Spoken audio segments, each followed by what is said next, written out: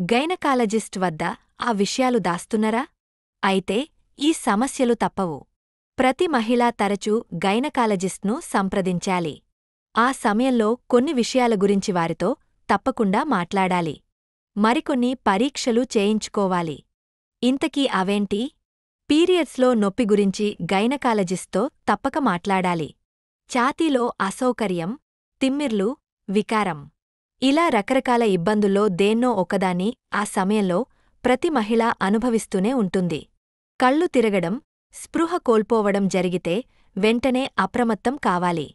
కడుపులో కణతులు, ఎండోమెట్రియాసిస్ లాంటి అనారోగ్యాలకు ఇవి సంకేతం కావొచ్చు. అందుకే తక్షణమే వైద్యులను సంప్రదిస్తే పరీక్షలు చేసి కారణాల్ని కనుక్కుంటారు. నెలసరి నొప్పి ఎంత పెద్ద సమస్యో క్రమరహితంగా రావడం కూడా అలాంటిదే.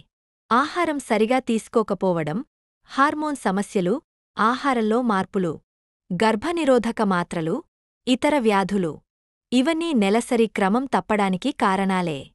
ఒక్కోసారి ఎలాంటి కారణమూ ఉండకపోవచ్చు. అయితే తరచూ ఇలా జరుగుతుంటే మాత్రం తప్పక స్త్రీవ్యాధి నిపుణులను కలవాల్సిందే. కొందరిలో వెజైనా నుంచి దుర్వాసన వస్తుంది. కాని డాక్టర్ దగ్గరకు వెళ్లరు.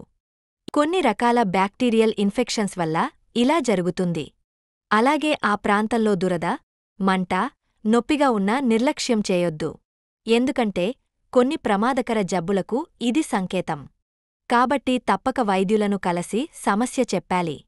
యోని నుంచి తెలుపు, స్రావం కావడం సహజం. ఇది మోతాదుకు మించి వస్తున్నా, రంగు, స్థితి మారినా వెంటనే వైద్యులను కలవాలి.